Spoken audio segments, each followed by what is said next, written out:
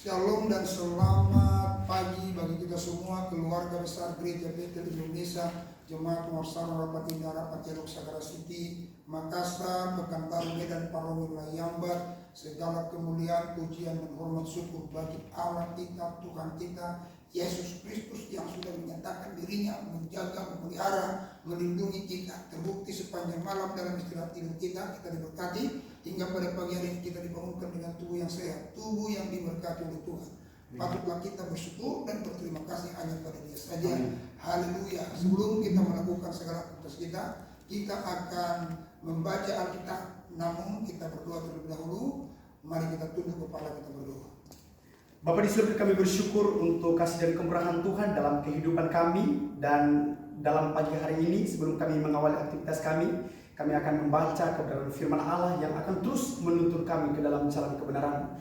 Dalam nama Tuhan Yesus Kristus, firman yang hidup, kami berdoa. Amin. Firman Tuhan pagi hari ini terambil dalam 2 Korintus pasal 12 ayat yang pertama hingga ayat yang ke-21. Firman Allah berkata sebagai berikut.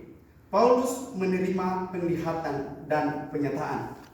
Aku harus bermegah sekalipun memang hal itu tidak ada faedahnya. Namun demikian aku hendak memberitakan penglihatan-penglihatan dan penyataan-penyataan yang kuterima dari Tuhan.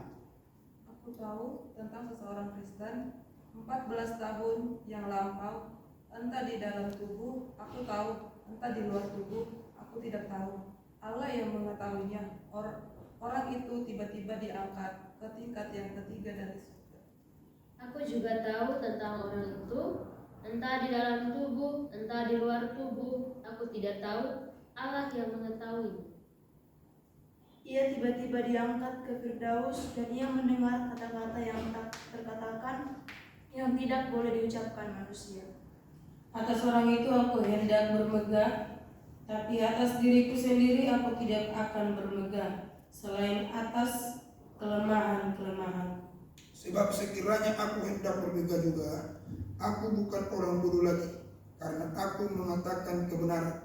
Tetapi aku menahan diriku, supaya jangan ada orang yang menghitungkan kepadaku lebih daripada yang mereka lihat padaku atau yang mereka dengar daripadaku. Dan supaya aku jangan meninggikan diri karena penyataan-penyataan yang luar biasa itu, maka aku diberi suatu duri di dalam dagingku, yaitu seorang utusan iblis untuk menggocok aku, supaya aku jangan meninggikan diri. Tentang hal itu, aku sudah 3 kali berseru kepada Tuhan, supaya utusan iblis itu mundur dari aku.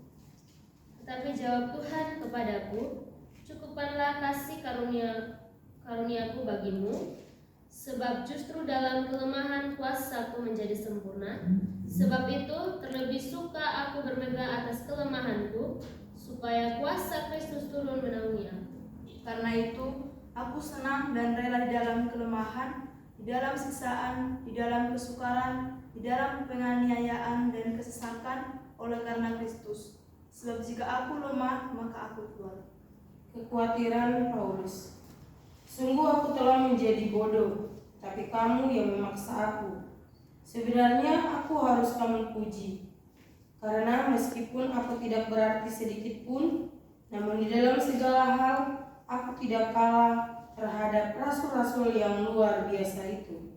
Segala sesuatu yang membuktikan bahwa aku adalah seorang rasul telah dilakukan di tengah-tengah kamu dengan segala kebenaran, dengan segala kesabaran, oleh tanda-tanda mujizat-mujizat dan kuasa-kuasa. Sebab dalam hal manakah kamu dibelakangkan dibandingkan dengan jemaat-jemaat lain, selain daripada dalam hal ini, yaitu bahwa aku sendiri tidak menjadi suatu beban kepada kamu? Maafkanlah ketidakadilanku ini.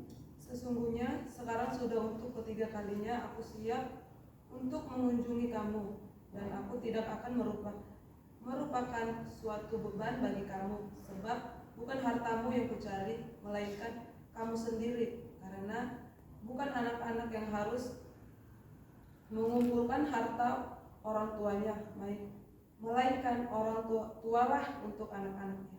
Karena itu, aku suka mengorbankan milikku, bahkan mengorbankan diriku untuk kamu, Jadi jika aku sangat mengasihi kamu, masakah aku semakin kurang mengasihi? Baiklah, aku sendiri tidak merupakan suatu beban bagi kamu, tetapi kamu katakan dalam kelicikanku, aku telah menjerat kamu dengan tipu daya. Jadi pernahkah aku mengambil untung daripada kamu oleh seorang dari antara mereka yang kuutus kepada kamu?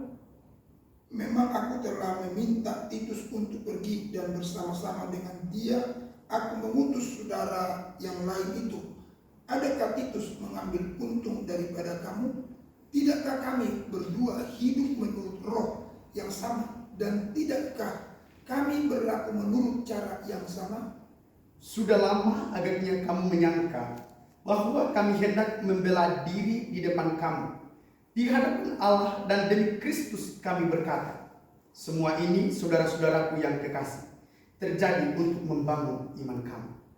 Sebab aku khawatir bahwa apabila aku datang, aku mendapati kamu tidak seperti yang kuinginkan, dan kamu mendapati aku tidak seperti yang kamu inginkan.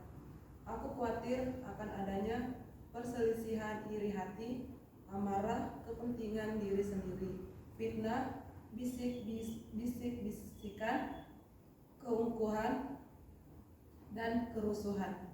Aku khawatir bahwa apabila aku datang lagi, Allahku akan merendahkan aku di depan kamu, dan bahwa aku akan berduka cita terhadap banyak orang yang di masa yang lampau berbuat dosa dan belum lagi bertobat dari kecemaran, percabulan, dan ketidaksopanan yang mereka lakukan. Haleluya, puji Tuhan. Tuhan kiranya berkati firman-Nya buat kita semua, dan mari kita berjalan sesuai dengan tuntunan firman yang kita sudah baca dengar, dan sehingga kita akan melihat terang Tuhan melalui jalan-jalan kehidupan kita.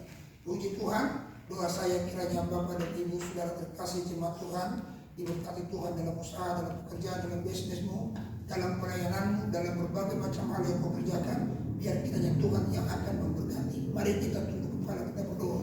Bapa di surga, kami bersyukur seluruh jemaat gereja Betel Indonesia yang ada di Mawar Saro, Harapan Indah, Harapan Nusa City. Demikian juga yang ada Tuhan Yesus di Makassar, Pekanbaru, Medan Peroni, Layambat, dari bayi-bayi, balita sekolah minggu, pemuda dan remaja, kaum bapak, kaum ibu, suami istri, aku serahkan dalam tangan Tuhan. Biar kiranya rahmat-Mu, anugerah kebaikan-Mu menolong menopang mereka di dalam setiap langkah dan hidup mereka sepanjang hari ini. Apapun yang mereka kerjakan, Engkau Tuhan yang akan membuat berhasil, menopang mereka dengan rahmat-Mu. Tuhan, Engkau nyatakan kemuliaan-Mu, keajaiban-Mu, kedahsyatan-Mu ada pada jemaat-Mu ya Tuhan. Terima kasih Bapa, terpujilah Engkau. Jikalau ada di antara jemaat-Mu yang sakit, mari Tuhan Engkau jamah, nyatakan kuasa-Mu, sembuhkan mereka, angkat segala sakit penyakit dari dalam tubuh mereka, pulih dalam nama Yesus oleh duka pilur-pilur Yesus. Haleluya. Demikian kami berdoa ya Tuhan. Bila ada di antara umat-Mu yang lemah, Tuhan kuatkan. Jikalau ada di antara mereka yang tertutup jalan, buka jalan. Nama-Mu dipuji, nama-Mu dipermuliakan ya Tuhan. Sepanjang hari ini aku perserahkan Tuhan semua jemaat-Mu ke dalam tangan-Mu. Tuhan yang menuntun, Tuhan yang berkati, Tuhan yang menolong, nyatakan kemuliaan, kuasa Roh Kudus bekerja atas mereka. Ini doa kami kepadamu dalam nama Yesus. Kami berdoa dan bersyukur kepada Tuhan. Haleluya. Angkat dua tangan, terima berkat Tuhan. Tuhan memberkati engkau dan melindungi engkau. Tuhan menyinari engkau dengan wajahnya dan beri kasih karunia. Tuhan menghadapkan wajahnya kepadamu dan beri damai sejahtera. Kasih karunia Allah Bapa, anugerah Tuhan Kristus, persekutuan dalam Roh Kudus menyertai, menjaga, memelihara keluarga seperti besok sampai selama-lamanya. Dalam nama Tuhan Yesus Kristus. Haleluya. Sama-sama kita berkata, amin. Baik, puji Tuhan jemaat terkasih, kiranya Tuhan memberkati kita semua. Jangan pernah takut, maju terus dan tetap semangat. Haleluya. Amin.